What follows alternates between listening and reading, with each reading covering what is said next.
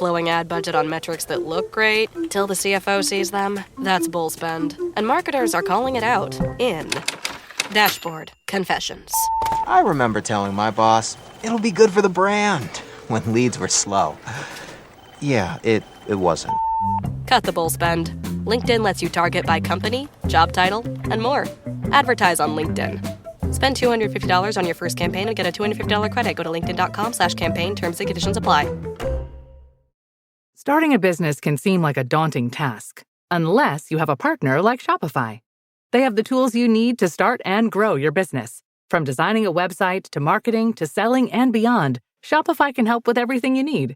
There's a reason millions of companies like Mattel, Heinz, and Allbirds continue to trust and use them. With Shopify on your side, turn your big business idea into... Sign up for your $1 per month trial at shopify.com/special offer. Una historia que pocos pastores se atreven a predicar. 70 hombres muertos en un instante por una simple mirada. ¿Exageración bíblica? ¿Un Dios cruel? La verdad detrás de este episodio aterrador de Primera de Samuel revela secretos profundos sobre la santidad divina que cambiarán tu perspectiva para siempre. Prepárate para descubrir por qué esta tragedia no fue casualidad, sino una lección devastadora sobre el respeto a lo sagrado. Una historia que te hará temblar y reflexionar sobre cuán cerca estás realmente de lo divino. Imagínate por un momento que eres un campesino de Bet-Semes, trabajando tranquilamente en tu campo de trigo. El sol está alto, el sudor corre por tu frente, cuando de repente escuchas gritos de emoción, corres hacia donde está el bullicio y no puedes creer lo que ves. Ahí está el Arca del Pacto, el objeto más sagrado de Israel, regresando después de 7 meses en territorio enemigo. Los filisteos la habían capturado en una batalla desastrosa donde murieron 30.000 israelitas, incluyendo los hijos del sumo sacerdote Elí. Pero ahora está de vuelta, y no de cualquier manera. Primera de Samuel. Capítulo 6 nos cuenta que las vacas que tiraban del carro iban mugiendo por el camino, como si estuvieran llorando. Estas vacas acababan de ser separadas de sus becerros, algo completamente antinatural para estos animales maternales. Los filisteos habían diseñado una prueba perfecta. Si el arca regresaba por sí sola a territorio israelita, significaría que el Dios de Israel era real y poderoso. Si las vacas se devolvían hacia sus crías, sería pura casualidad. Las vacas caminaron directamente hacia Bet-Semes, sin desviarse ni una sola vez. Ni siquiera voltearon a mirar hacia donde estaban sus becerros mugiendo desesperadamente. Era una demostración sobrenatural del poder divino. Los habitantes de Bet-Semes estaban eufóricos. Habían recuperado el símbolo más importante de su fe. Era como si Colombia recuperara el corazón de Bolívar o México, su bandera histórica. La emoción era indescriptible, pero en medio de toda esa alegría, algo terrible estaba por suceder. Los hombres de Bet-Semes no sabían que estaban a punto de convertirse en protagonistas de una de las historias más escalofriantes de toda la Biblia. El arca había regresado, sí, pero con ella venía una lección que nadie esperaba, una lección escrita con sangre sobre el respeto a lo sagrado, una lección que cobraría exactamente 70 vidas en cuestión de segundos. Porque verás, hay algo que la gente no entiende sobre los objetos sagrados. No son souvenirs religiosos. No son decoración de iglesia. Cuando Dios declara algo como santo, apartado, consagrado, eso significa que tiene un poder que puede bendecir o destruir, dependiendo de cómo lo trates. Los filisteos lo habían aprendido por las malas. Durante los 7 meses que tuvieron el arca, sufrieron plagas terribles, tumores, ratones, muerte, destrucción. Tanto así que sus propios sacerdotes y adivinos les dijeron que se deshicieran de esa cosa cuanto antes. Pero los israelitas, que deberían conocer mejor las reglas sobre el arca, estaban a punto de cometer un error fatal. Un error que les enseñaría de la manera más dura posible que la familiaridad con lo sagrado puede ser mortal.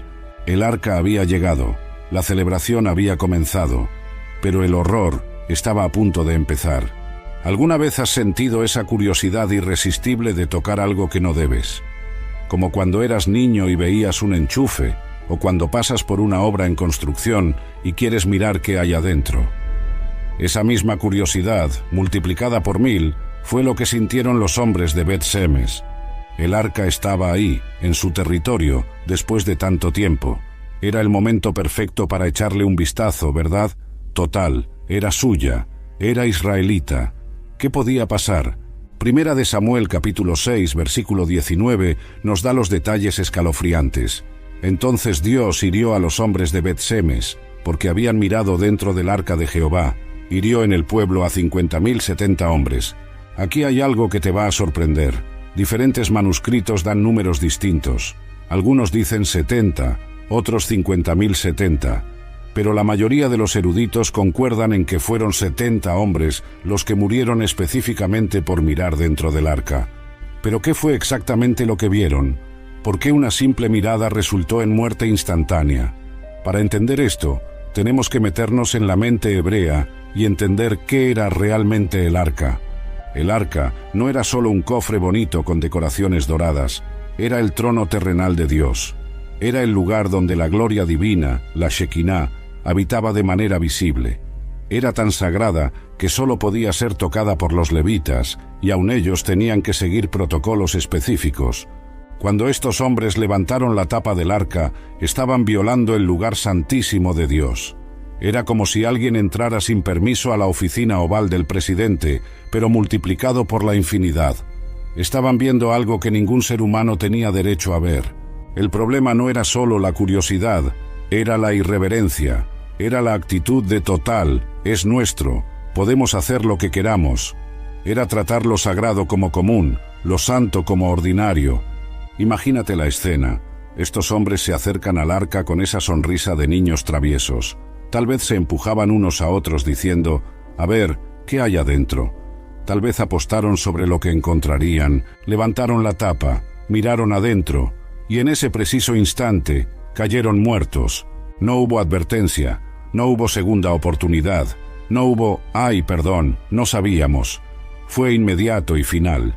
70 hombres que un segundo antes estaban celebrando, al siguiente estaban tendidos en el suelo, sin vida. Los que quedaron vivos se dieron cuenta inmediatamente de lo que había pasado.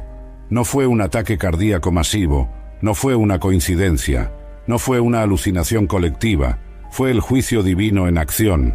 La Biblia es clara en esto. Dios los hirió. Fue un acto directo de justicia divina. Y el mensaje era cristalino. Hay líneas que no se pueden cruzar. Hay límites que no se pueden violar.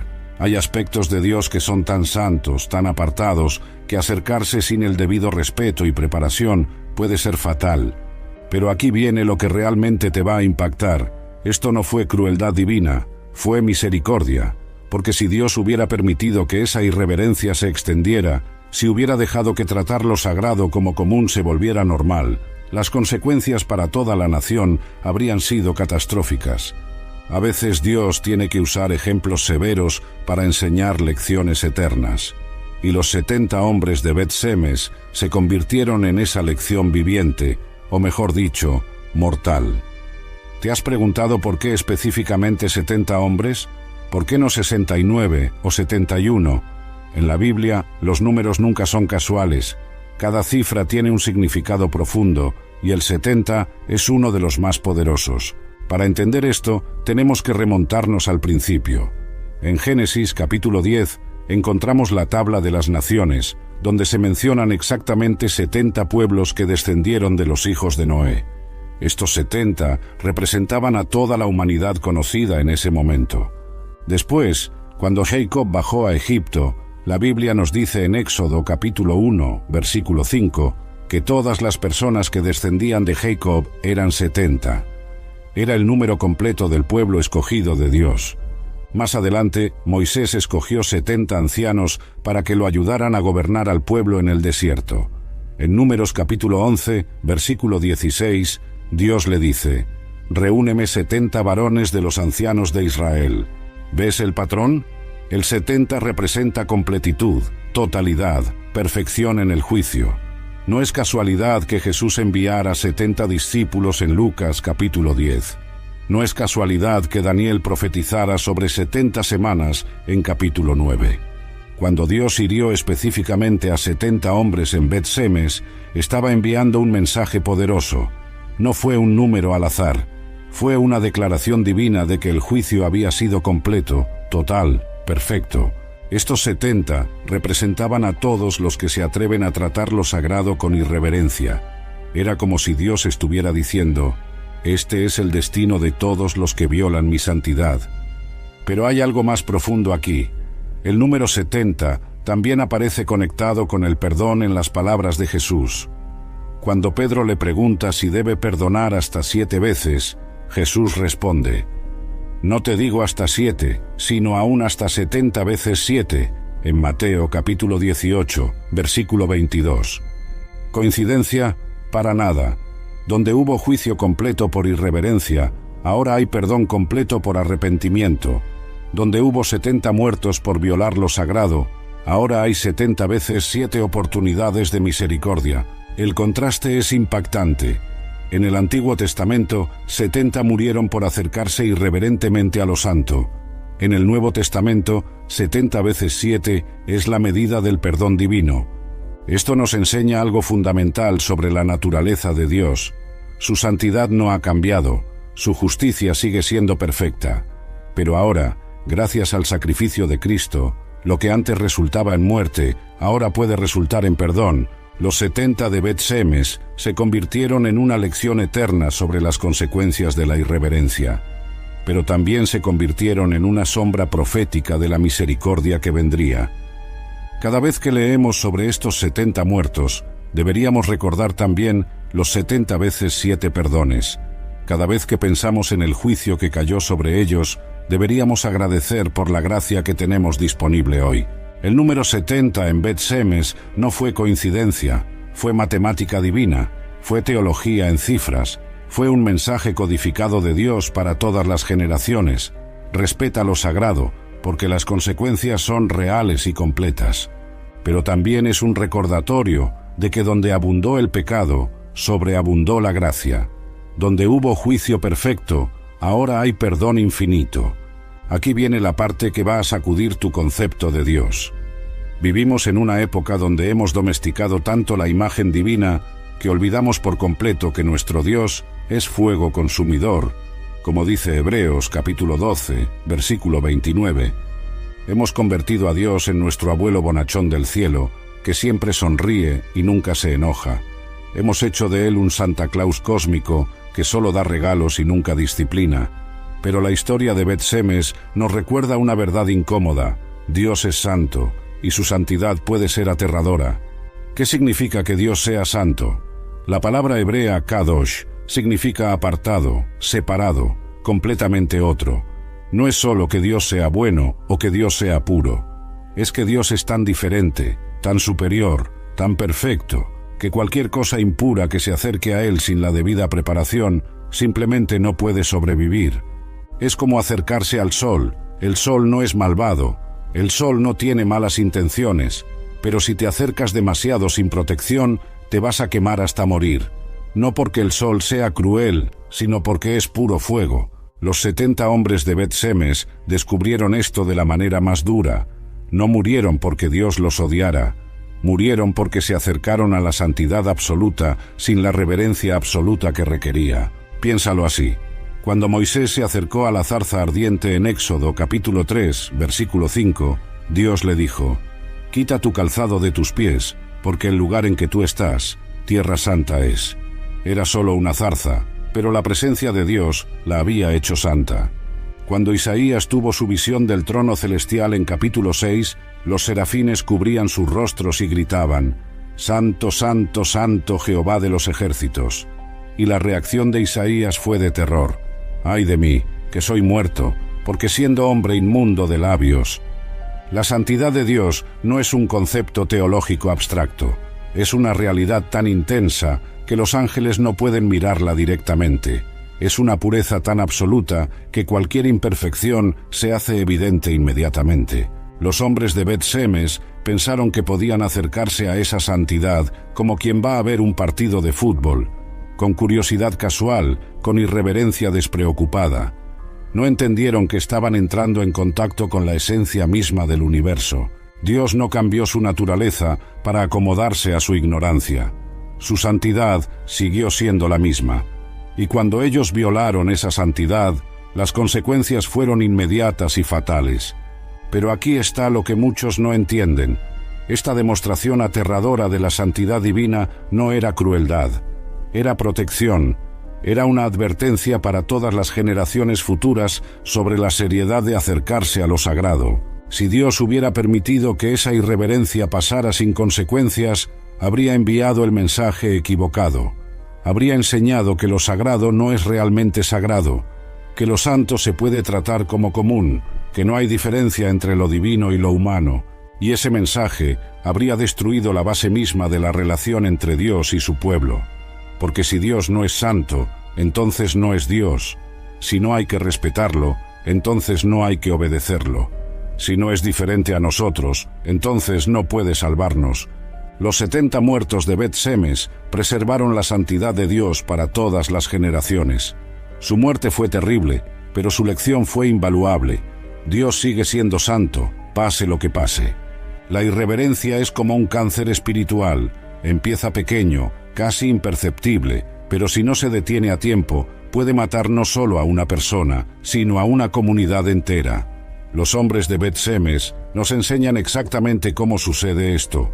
Todo comenzó con una actitud, una mentalidad que dice, total, somos el pueblo de Dios, tenemos derecho. Es esa familiaridad que se convierte en desprecio. Es esa cercanía que pierde el respeto. ¿Has notado cómo los hijos de pastores a veces son los más rebeldes?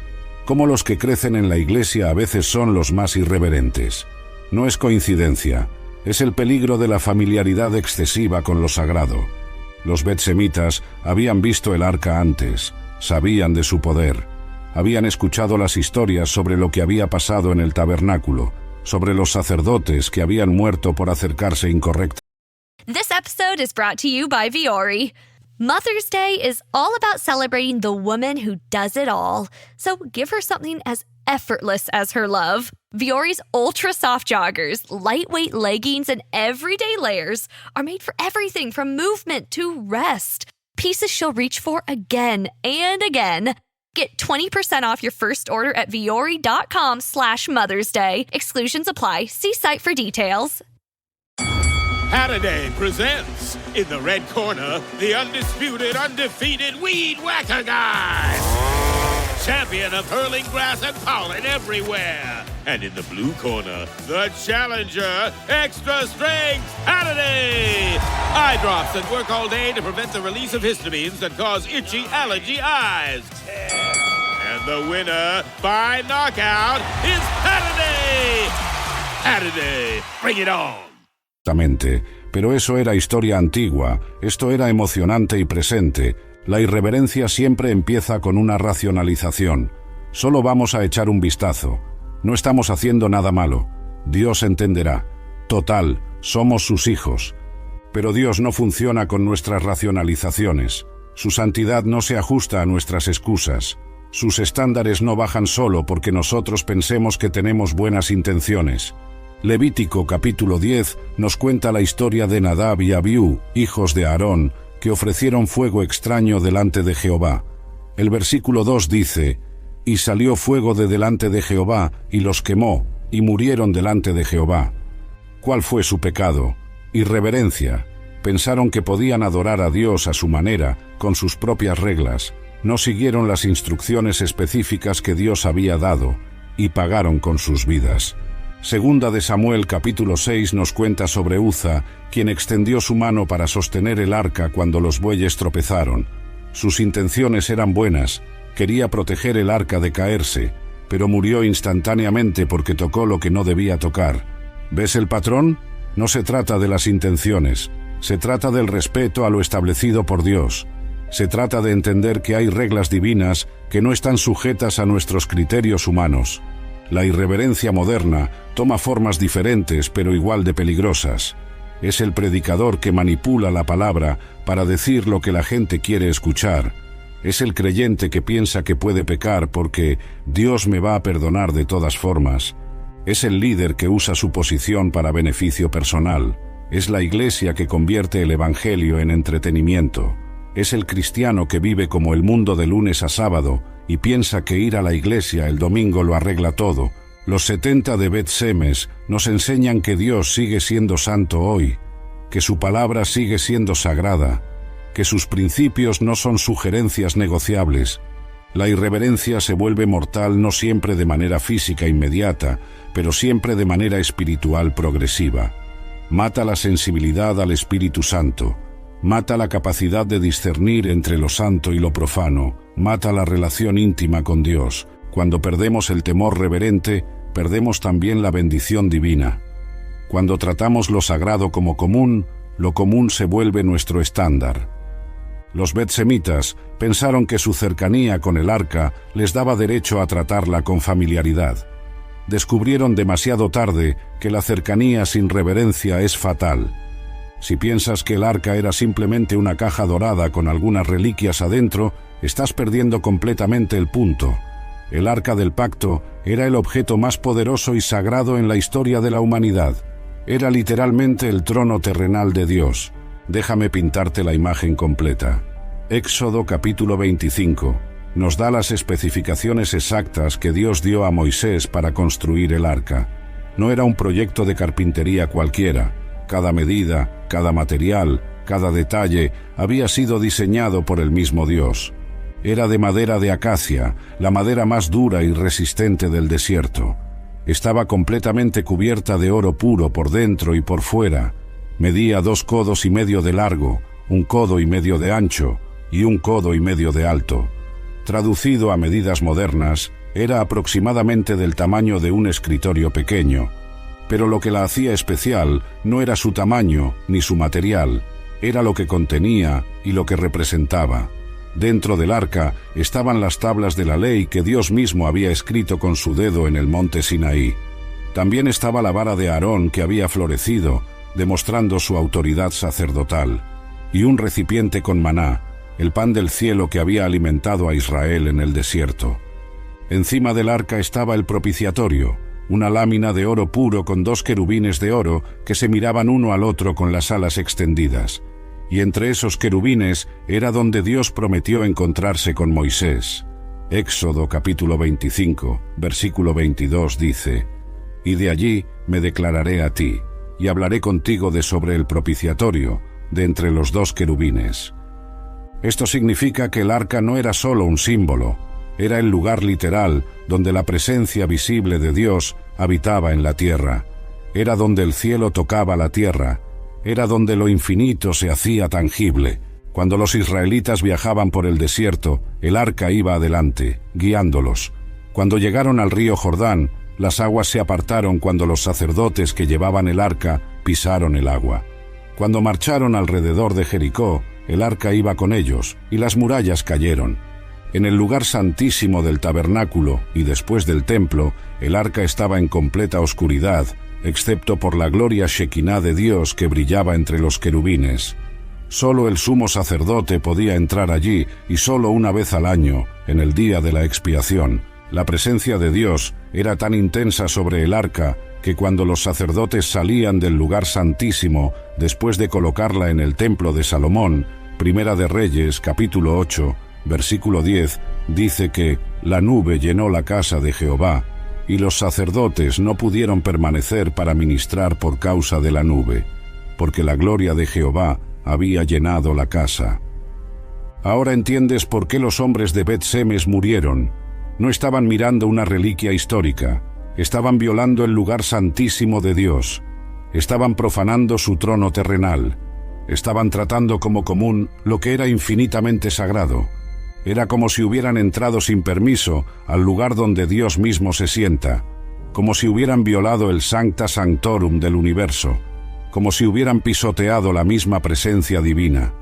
El arca representaba todo lo que Dios es, su santidad, su poder, su presencia, su pacto con su pueblo. Violarla era violar a Dios mismo. Tratarla con irreverencia era tratar a Dios con irreverencia. Y Dios no permitiría que eso pasara sin consecuencias, porque si el arca perdía su santidad, perdía también su poder, y si perdía su poder, Israel perdía su conexión única con el Dios viviente. Los 70 murieron para preservar la santidad del arca, y con ella la santidad del mismo Dios. Aquí está una de las claves más importantes para entender esta tragedia.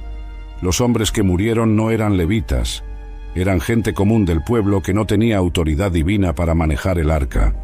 Y esa diferencia les costó la vida.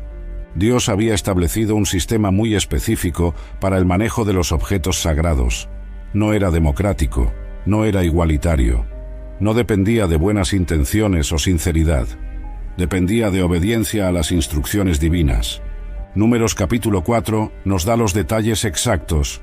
Solo los hijos de Coat, una familia específica dentro de la tribu de Leví, podían transportar el arca, pero ni siquiera ellos podían tocarla directamente. Primero tenían que venir a Aarón y sus hijos, cubrir todos los objetos sagrados, y solo entonces los coatitas podían cargarlos usando las varas que pasaban por los anillos de oro. El versículo 20 de ese mismo capítulo es escalofriante. No entrarán para ver cuando cubran las cosas santas, para que no mueran. Ni siquiera los levitas autorizados podían ver los objetos santos sin la preparación adecuada. ¿Por qué esta diferencia tan marcada? ¿Por qué Dios escogió específicamente a los levitas? La respuesta nos lleva de vuelta al incidente del becerro de oro en Éxodo, capítulo 32. Cuando Moisés bajó del monte y encontró al pueblo adorando el becerro de oro, gritó: «¿Quién está por Jehová? Júntese conmigo». El versículo 26 dice: «Entonces se juntaron con él todos los hijos de Leví». Los levitas fueron los únicos que se mantuvieron fieles cuando todo el pueblo se rebeló. Fueron los únicos que escogieron a... Tomorrow morning is knocking. Stock your fridge now. How about a creamy mocha frappuccino drink? Or a sweet vanilla? Smooth caramel maybe? Or a white chocolate mocha? Whichever you choose, delicious coffee awaits. Find Starbucks Frappuccino drinks wherever you buy your groceries. Dios sobre la idolatría popular.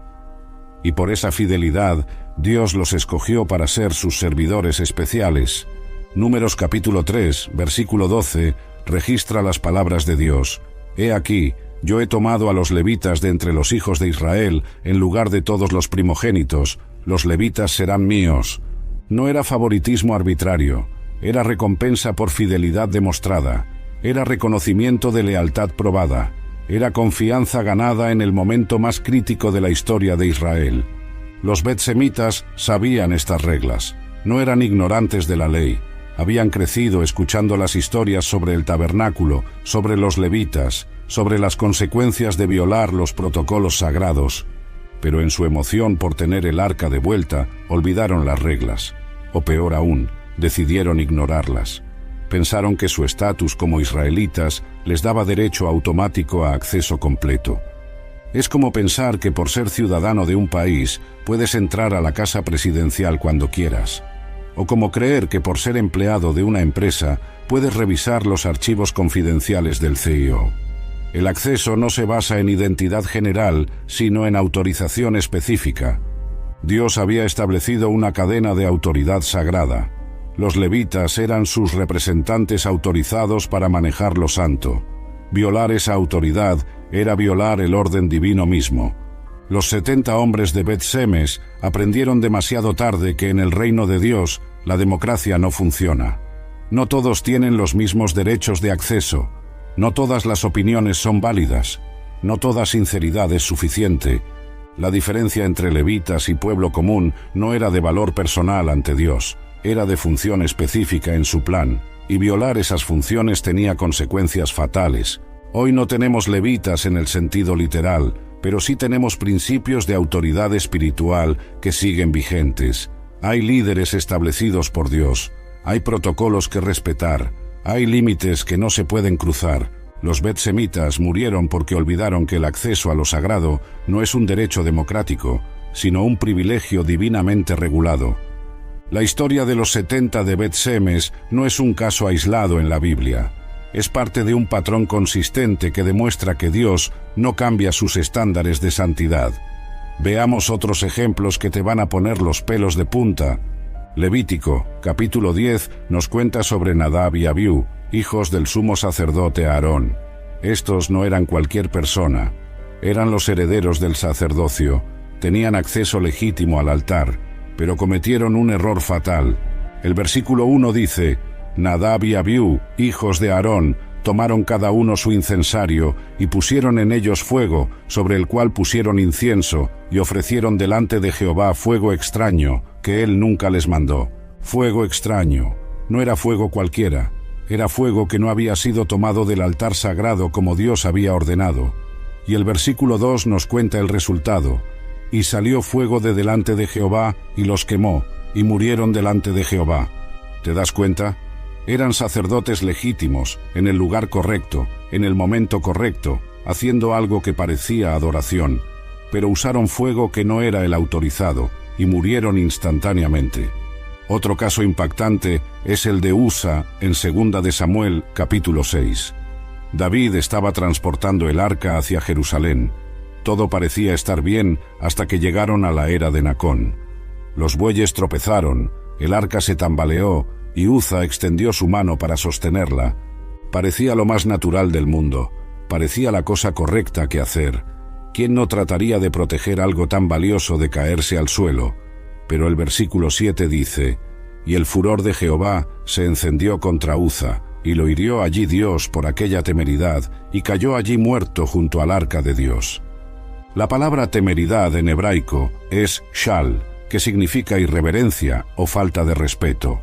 Uza murió no por maldad, sino por irreverencia, por tocar lo que no debía tocar, sin importar sus buenas intenciones. Números capítulo 16 nos relata la rebelión de Coré, Datán y Abiram contra la autoridad de Moisés y Aarón.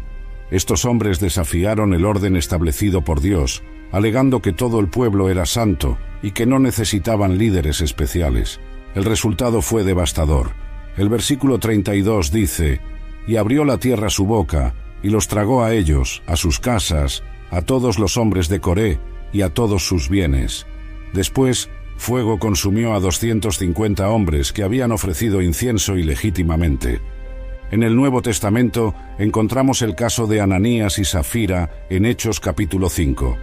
Mintieron al Espíritu Santo sobre su ofrenda, tratando de quedar bien ante la iglesia mientras retenían parte del dinero. Pedro les dijo que no habían mentido a los hombres sino a Dios, y ambos cayeron muertos inmediatamente. ¿Cuál es el patrón en todos estos casos? Irreverencia hacia lo sagrado, violación de los estándares divinos, tratamiento casual de lo que Dios había declarado santo. No importaba si eran sacerdotes o levitas o líderes reconocidos, no importaba si sus intenciones parecían buenas, no importaba si pensaban que estaban haciendo lo correcto. Lo que importaba era si estaban siguiendo las instrucciones específicas de Dios. El rey Uzías, en 2 de Crónicas capítulo 26, es otro ejemplo impactante. Era un buen rey, bendecido por Dios, exitoso en todo lo que hacía, pero se enalteció y decidió entrar al templo para quemar incienso, algo reservado solo para los sacerdotes. Los sacerdotes trataron de detenerlo, pero él se enojó, y mientras tenía el incensario en su mano, siendo irreverente con la autoridad divina, le brotó lepra en la frente. Vivió el resto de su vida como leproso, separado del templo que había violado. Estos ejemplos nos enseñan que la santidad de Dios no es negociable. Sus estándares no cambian según las circunstancias. Su justicia no se ajusta a nuestras racionalizaciones. Los 70 de Bet Semes están en muy buena compañía trágica, pero instructiva. Compañía que nos recuerda que acercarse a Dios requiere reverencia, obediencia y respeto absoluto. Después de que cayeron muertos los 70 hombres, la reacción del pueblo de Bet Semes fue inmediata y reveladora. Primera de Samuel capítulo 6, versículo 20, registra sus palabras exactas. ¿Quién podrá estar delante de Jehová el Dios Santo? ¿Y a quién subirá desde nosotros? Ahí está. Por fin habían entendido. Por fin habían captado la diferencia entre el temor. Ryan Reynolds here from Mint Mobile with a message for everyone paying big wireless way too much. Please, for the love of everything good in this world, stop. With Mint, you can get premium wireless for just $15 a month. Of course, if you enjoy overpaying, no judgments, but that's weird. Okay, one judgment. Anyway, give it a try at mintmobile.com/switch. Upfront payment of $45 for 3-month plan, equivalent to $15 per month required. Intro rate first 3 months only, then full price plan options available. Taxes and fees extra. See full terms at mintmobile.com. Reverente hacia Dios y el simple miedo humano. pero les había costado 70 vidas aprenderlo. El temor del hombre es emocional, temporal y paralizante. Es el miedo que sientes cuando un perro bravo te ladra, o cuando tu jefe está de mal humor, o cuando el doctor tiene cara seria antes de darte los resultados de tus exámenes. Es reactivo y generalmente no dura mucho, pero el temor de Dios es completamente diferente. La palabra hebrea, yira, no significa terror paralizante. Significa reverencia absoluta, respeto profundo, reconocimiento completo de quién es Dios realmente. Proverbios capítulo 9, versículo 10 dice: «El temor de Jehová es el principio de la sabiduría». No dice que es una parte de la sabiduría, dice que es el principio, el fundamento, la base sobre la cual se construye todo conocimiento verdadero. Los betsemitas habían perdido este temor reverente. Se habían acostumbrado tanto a tener el arca cerca que habían olvidado lo que representaba. Habían desarrollado una familiaridad que destruyó su reverencia. Es como el electricista que después de años de trabajar con cables de alta tensión se vuelve descuidado y se electrocuta. O como el domador que después de décadas trabajando con leones se confía demasiado y lo atacan. La familiaridad puede ser fatal cuando se trata de cosas peligrosas. Pero Dios es infinitamente más peligroso que la electricidad o que los leones. No porque sea malvado, sino porque es santo. Su pureza es tan intensa que cualquier impureza que se acerque sin la debida protección simplemente no puede sobrevivir. El temor reverente de Dios produce varios resultados maravillosos. Primero, te da sabiduría real. Te ayuda a ver las cosas desde la perspectiva correcta. Te enseña a valorar lo que realmente importa y a despreciar lo que es superficial. Segundo, te da valor moral. Cuando realmente temes a Dios, dejas de temer tanto a los hombres.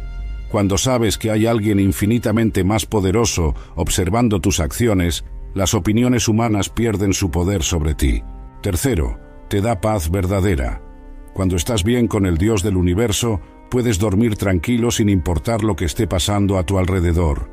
Cuando el Todopoderoso es tu amigo, no necesitas temer a ningún enemigo menor. Los israelitas habían perdido este temor reverente y se habían llenado de temores menores.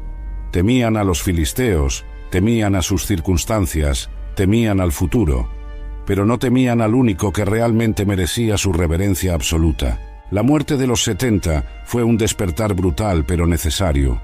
Fue un recordatorio sangriento de que Dios sigue siendo Dios, pase lo que pase, que su santidad no ha disminuido, que su poder no ha menguado.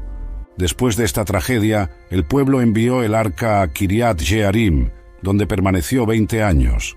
Ya no querían la responsabilidad de tenerla cerca. Habían aprendido que la bendición viene acompañada de responsabilidad y que la presencia de Dios requiere santidad correspondiente. Hoy día, muchos cristianos quieren las bendiciones de Dios sin la responsabilidad que las acompaña. Quieren su favor sin su señorío. Quieren su protección sin su obediencia. Quieren su perdón sin su transformación, pero Dios no funciona así. Su presencia siempre viene acompañada de demandas de santidad. Su bendición siempre requiere reverencia correspondiente. Su amistad siempre exige respeto absoluto. Los 70 de Bet-Semes aprendieron demasiado tarde que conocer a Dios no significa tratarlo con familiaridad casual, que tener acceso a lo sagrado no significa tener derecho a irrespetarlo, que la cercanía sin reverencia puede ser fatal. El temor de Dios no es opcional en la vida cristiana, es fundamental.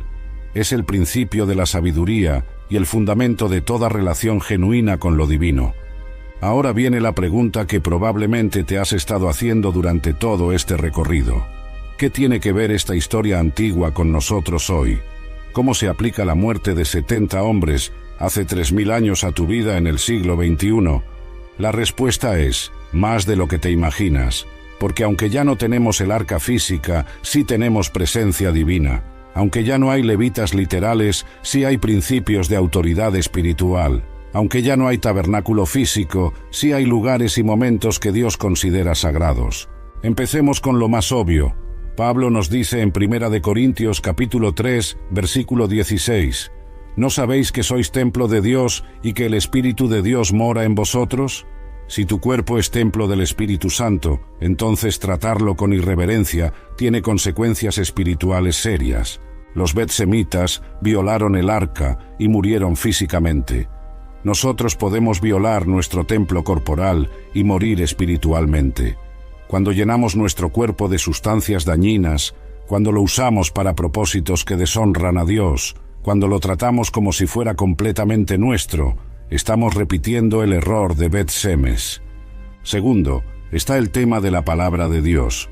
Así como el arca contenía las tablas de la ley escritas por el dedo de Dios, nosotros tenemos la Biblia completa como revelación divina. Y así como violar el arca tuvo consecuencias fatales, violar la palabra también las tiene.